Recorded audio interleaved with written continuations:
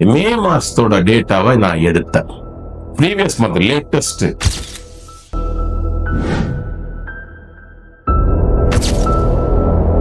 அதே உங்க mutual fund பத்தி ஒண்ணுமே தெரியாது, எஸ்எஸ்ஐபின்னு ஒண்ணுமே கிடையாது. ஒருத்தர் வந்து பயங்கரமா கமெண்ட் எல்லாம் போட்டுதான், நான் 11 கோடி ரூபாய்க்கு நான் வந்து மியூச்சுவல் ஃபண்ட்ல நான் வந்து பண்ணிட்டு இருக்கிறேன். நான் 2001ல இருந்து பண்ணிட்டு இருக்கிறேன். எனக்கு தெரியாத ஒண்ணு உங்களுக்கு புதுசா எதை தெரிஞ்சிட போதா அப்படி.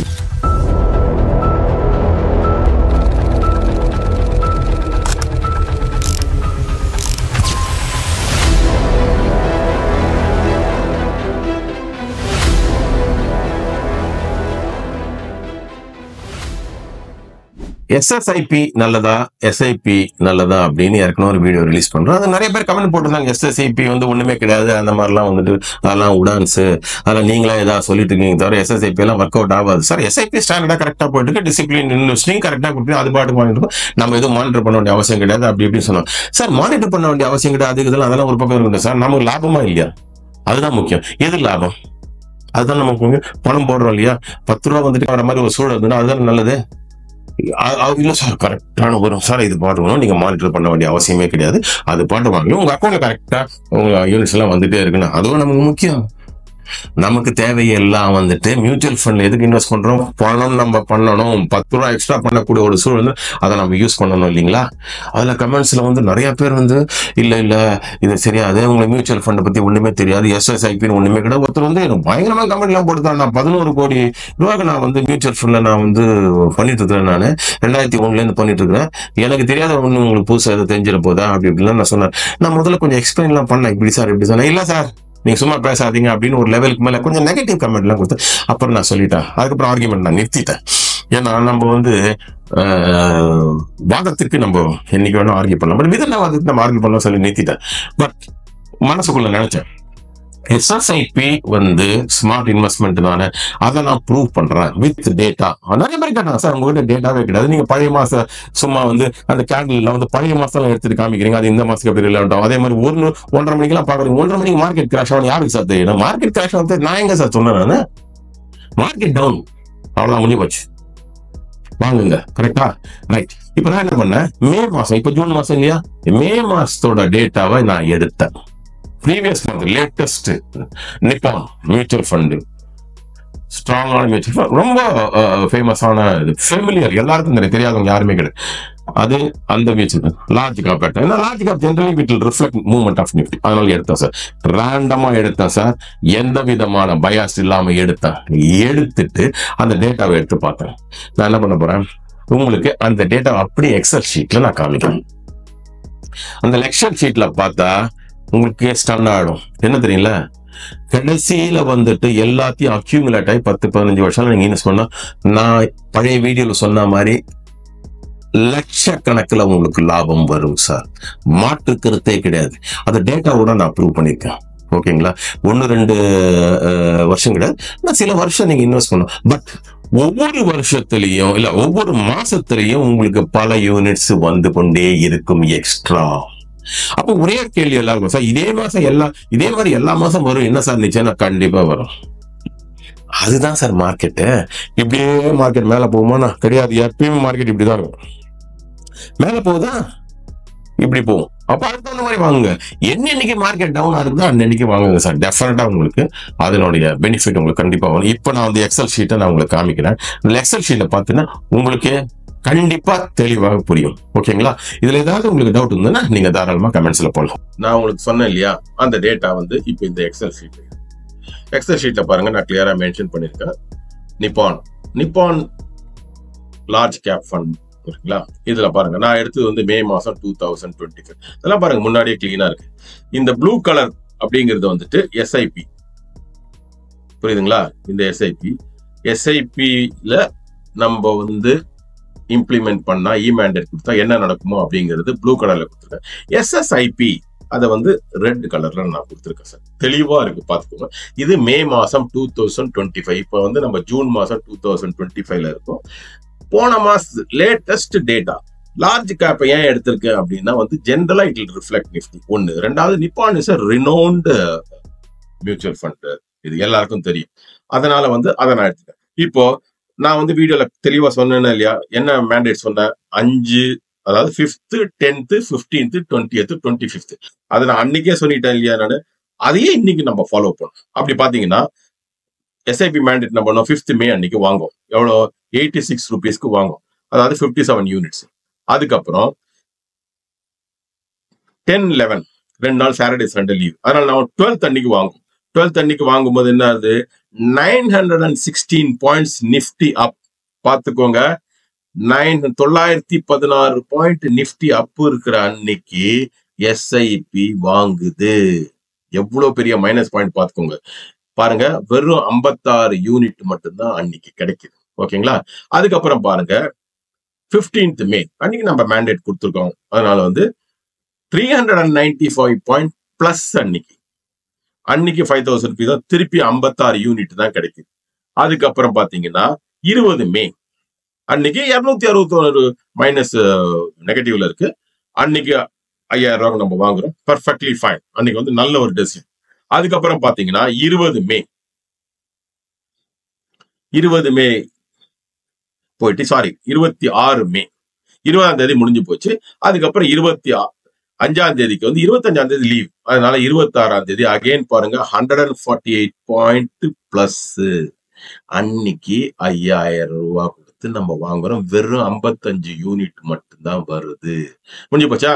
5 5 10 15 20 25 5 மேண்டேட்டும் முடிஞ்சு போச்சு. இப்போ எவ்வளவு யூனிட் வருது? 283 யூனிட்ஸ் வருது. எது? எஸ்ஐபில 5 10 15 20 25 அந்த நாட்கள்ல நீங்க இ மேண்டேட் கொடுத்துருக்கீங்க. மார்க்கெட் பிளஸ்ஸா மைனஸா எஸ்ஐபிக்கு தெரியாது. அது பாட்டுக்கு வாங்க. அதே எஸ்எஸ்ஐபி ஸ்மார்ட், திருப்பி நான் சொல்றேன், ஸ்மார்ட் எஸ்ஐபி. ஸ்மார்ட்டா நம்ம என்ன பண்ணுவோம், என்னைக்கு வாங்குவோம்? 2ஆம் தேதி வாங்க மாட்டோம், 5ஆம் தேதி வாங்க மாட்டோம், 6ஆம் தேதி வந்து 82 பாயிண்ட் மைனஸ், அது இன்னைக்கு நெக்லிஜிபிள், அதனால விட்டுருவோம். அதுக்கப்புறம் ஃபர்ஸ்ட் நம்ம எப்போ வாங்குவோம்? 8ஆம் தேதி மே 140 பாயிண்ட் டவுன். அன்னைக்கு 5000 ரூபாய் நம்ம வாங்குவோம். எவ்வளவு வருது? 58 யூனிட் வருது. அதுக்கப்புறம் பாத்தீங்கன்னா அடுத்த நாள் 9th May 265 பாயிண்ட்ஸ் டவுன். அன்னைக்கு நம்ம வாங்குவோம். எவ்வளவு வருது? 59 யூனிட் வருது. போச்சுங்களா? அதுக்கப்புறம் பார்த்தா 12th May பார்த்தா 916 பாயிண்ட் பிளஸ் நம்ம வாங்கவே மாட்டோம், சைலண்டா வெளில உட்காந்துருப்போம். அதுக்கு அடுத்து பார்த்தா 13th May 346 பாயிண்ட் நெகட்டிவ். ஓகேங்களா? அன்னைக்கு நம்ம கண்டிப்பா வாங்க. ஏன்னா 346 பாயிண்ட் நெகட்டிவ் இல்லையா? அதனால நம்ம கண்டிப்பா வாங்க. எவ்வளவு? 57 யூனிட் வருது. அதுக்கு முந்தின நாள் பாருங்க, எஸ்ஐபில 12th May வாங்குது 56 யூனிட் தான் வந்திருக்கு. ஓகே, சரி. அடுத்தது பாத்தீங்கன்னா 15th May, அது எஸ்ஐபி, அதை விட்டுருங்க, நமக்கு சம்பந்தம் கிடையாது. ஏன்னா பிளஸ் அது நம்ம வாங்க மாட்டோம். அதுக்கப்புறம் எங்க இதெல்லாம் 42 பாயிண்ட் டவுன், 74 பாயிண்ட் டவுன், அப்புறம் நம்ம வந்து விட்டுருவோம். ஆனா இது 7 டவுன் கிடையாது. அதுக்கப்புறம் டைரக்டா 20th May 261 பாயிண்ட் டவுன். அன்னைக்கு நம்ம கண்டிப்பா வாங்குவோம். அன்னைக்கு எஸ்ஐபியும் வாங்கியிருக்கோம். ஏன்னா 20th May மேண்டேட் கொடுத்துருக்கோம் இல்லையா? அதனால அன்னைக்கு நம்மளும் வாங்குவோம், அதுவும் வாங்கும், சிஸ்டமும் வாங்கும். சிஸ்டம் ஏன் வாங்குதுன்னா அன்னைக்கு டேட் கொடுத்ததுனால, மார்க்கெட் நெகட்டிவ் அப்படிங்கிறதுனால வாங்கல. புரிஞ்சுக்கோங்க. ஓகேங்களா? அடுத்தது பாருங்க, நம்ம வந்து 22 May பாத்தீங்கன்னா 203 பாயிண்ட் டவுன். அன்னைக்கு நம்ம வாங்குவோம். எவ்வளவு வருது? 56 யூனிட் வருது. அதுக்கப்புறம் பாருங்க, இந்த எஸ்ஐபி வந்து இந்த 203 பாயிண்ட் நெகட்டிவ் வச்சா அன்னைக்கு வாங்கல. அதுக்கப்புறம் 243 பாயிண்ட் பிளஸ், அன்னைக்கு எஸ்ஐபி வாங்கல. அதுக்கப்புறம் எஸ்ஐபி எப்போ வாங்குது? 26th May. எவ்வளோ? இந்த 243 பிளஸ் 148, கிட்டத்தட்ட 400 பாயிண்ட் இல்ல, 230 380 பாயிண்டோ 400 பாயிண்ட் வச்சுக்கோ அப்ராக்சிமேட்லா பாயிண்ட். மார்க்கெட் ஏறிட்ட அப்புறம் ஹையர் என்இவில வாங்குது. ஹையர் என்இவி பாருங்க 89.44 26th May அன்னைக்கு வாங்குது. அது வெறும் 55 யூனிட்டா வருது. யோசிச்சு பாருங்க, எவ்வளவு பெரிய அட்வான்டேஜ் பாருங்க. இவங்க அதாவது எஸ்ஐபில வாங்குறது பாருங்க 87 rupees, 86 rupees, 88 rupees, அப்புறம் பாருங்க 89 rupees, இந்த ரேஞ்ச் எல்லாம் வாங்குது. ஆனா எஸ்எஸ்ஐபி நம்ம எப்போ எந்த என்ஐவில வாங்குறோம்? 85ல வாங்குறோம், 84ல வாங்குறோம், இங்க 87ல வாங்குறோம். கரெக்ட். திருப்பி பாருங்க 87. ஒரு தடவை கூட 88 89 அந்த ரேஞ்சில் வாங்கவே இல்லை. ஏன்னா ஹியூமன் இன்டர்வென்ஷன், எஸ்எஸ்பி ஸ்மார்ட்டா இருக்கிறோம். ஸ்மார்ட்டா இருந்தா என்ன அர்த்தம்? நம்ம புத்திசாலித்தனமான ஒரு விஷயத்த நம்ம செய்யறோம்னு அர்த்தம். இப்ப என்ன சார் இது வந்து இப்ப எல்லாம் சேர்த்து நெட்டா எப்படி இருக்கு? நமக்கு தெரியணும். அதாவது எஸ்ஐபியில 25,000 போட்டிருக்கீங்க, எஸ்எஸ்ஐபியில 25,000 போட்டிருக்கேன். 5 டேஸ், இதுல 5 டேஸ் ஆகுது. அப்படி பாத்தீங்கன்னா கீழே வருது பாருங்க. டோட்டல் யூனிட்ஸ் எஸ்ஐபியில 283.62 யூனிட்ஸ்.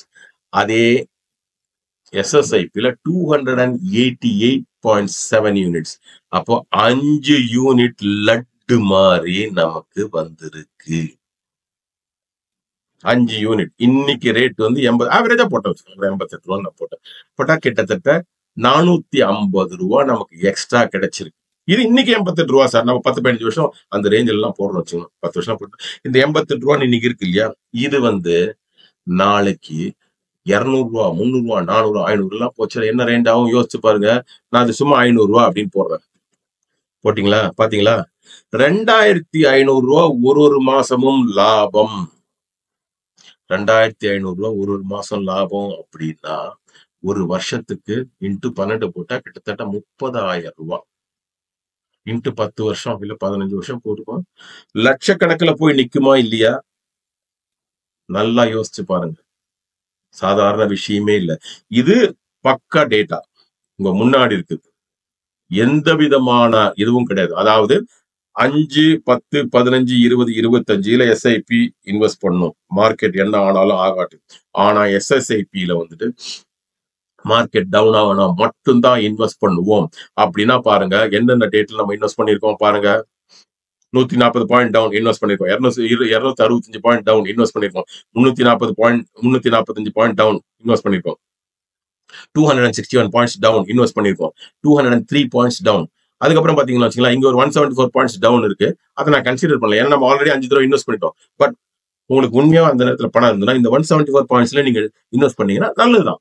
பட் அது இன்வெஸ்ட் பண்ணல, ஓகே 5 தடவை இன்வெஸ்ட் பண்ணா சார் அவ்வளவுதான் சார் என்கிட்ட பணம் இருக்கு, 5 தடவை தான் சார் இன்வெஸ்ட் பண்ணேன். ஏன்னா எஸ்ஐபியில் நம்ம 5 தடவை தான் கொடுத்துருக்கோம். அதே will make the same comparison. இங்க 5 தடவை இன்வெஸ்ட்மெண்ட், இங்கே 5 தடவை இன்வெஸ்ட்மெண்ட். எஸ்எஸ்ஐபியில வந்து 88 ரூபா அந்த ரேஞ்சிலேயே வந்து உங்களுக்கு இவ்வளவு லாபம் இருக்குன்றா, 450 ரூபா கிட்ட ஒரு மாசமும் லாபம் இருக்குன்னா இதையே வந்து 500 ரூபா ரேஞ்சில போகும். அப்ப சில பேர் கேட்கலாம், சார் இன்னைக்கு 88 ரூபா வந்து நாளைக்கு 500 ரூபா போச்சுன்னா எப்படி சார் வந்து அதை எப்படி சார் கனெக்ட் பண்ண முடியாது? சார் இன்னைக்கு எக்ஸ்ட்ரா 5 யூனிட் வந்திருக்கா, இந்த 5 யூனிட் அப்படியே உங்க அக்கௌண்ட்ல போயிட்டே இருக்குமா, ஆட் ஆயிட்டே இருக்குமா, அது வந்து டிடெக்டே ஆகாது. அப்ப நாளைக்கு வந்து சும்மா பேச்சுக்கு சொல்றேன், நான் ஒரு 10 வருஷம் உங்களுக்கு 1000 யூனிட் இருக்குன்னு வச்சுக்கோங்களேன். அப்போ அதோட விலை 500 ரூபாய். இந்த எக்ஸ்ட்ரா 5 யூனிட் வர்றதுனால என்ன ஆகும், 1005 யூனிட் காட்டும் போது ஒரே ஒரு மாசம் நான் சொல்றேன், ஃபுல்லா எல்லாம் எடுக்கணும். அப்போ உங்களுக்கு எக்ஸ்ட்ரா 2500 ரூபாய் வரும் ஒரு மாசத்துக்கு வரும். இது பல வருஷத்துக்கு சேர்த்து போட்ட லட்சக்கணக்கில் உங்க முன்னாடி பணம் நிக்கும் சார், மாற்றமே இல்லை சார். அப்படின்னா நீங்க ஒருவேளை டேட்டா எடுத்து வந்து லார்ஜ் கேப் எடுத்திருக்கீங்க சார், நான் வந்து ஏப்ரல் எடுக்கிறேன், மார்ச் எடுக்கிறேன், இல்ல வேற ஏதாவது ஃபண்ட் எதை வேணா எடுத்து பார்த்துக்கோங்க. இதை நான் ரேண்டமா எடுத்தது, எதுவுமே தெரியாம ஒண்ணுமே தெரியாம. இப்ப ஜூன் மாசம் மே மாசம் டேட்டா எடுத்துப்போம், ஒரு லார்ஜ் கேப் ஃபண்ட் எடுத்துப்போம் அப்படின்னு சொல்லி நிப்பான் எடுத்தா, நிப்பான் வந்து சார் ரெனோன்டு மியூச்சுவல் ஃபண்ட் எல்லாருக்கும் தெரியும். லார்ஜ் கேப் வந்து it's a well performing fund. So நான் வந்து தெரியாத ஒரு ஃபண்டோ இல்ல தெரியாத ஒரு ஸ்கீமோ எதுவுமே எடுக்கல, நார்மலா தானே எடுத்தேன். உங்க கண்ணு முன்னாடி தெளிவா இருக்குதா? இப்ப பாருங்க, மாசம் 2500 ரூபாய். நான் சொல்றது இன்னைக்கு கிடையாது, ஓவராலா பாத்தீங்கன்னா அந்த ஒரு டிஃபரன்ஸ் வரதுக்கு பாசிபிலிட்டி இருக்கு. இப்ப நீங்க சொல்லுங்க, உங்களுக்கு எஸ்ஐபி வேணுமா இல்ல எஸ்எஸ்ஐபி வேணும்? யோசிச்சு முடிவுனது. நீங்க வந்து எப்படி பண்ணாலும் லாபம் உங்களுக்கு, எனக்கு அது ஒண்ணுமே கிடையாது. இது வந்து என்னுடைய அனுபவத்துல நான் கத்துக்கிட்டது, நான் ஃபாலோ பண்ணிட்டு இருக்கிறது. எடுக்கிறதும் எடுக்காதும் உங்க இஷ்டம் சார்.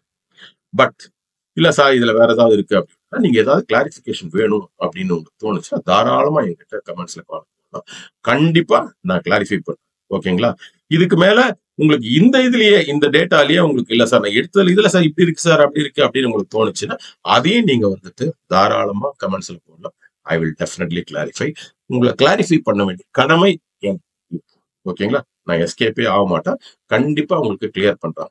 சப்போஸ் கமெண்ட்ஸ்ல என்னால ஃபுல்லா விவரமான விளக்கம் கொடுக்க முடியாத ஒரு சூழல் இருந்தா இன்னொரு வீடியோ நான் ரிலீஸ் பண்றேன், என்ன பெரிய விஷயம். ஓகேங்களா? நன்றி, வணக்கம்.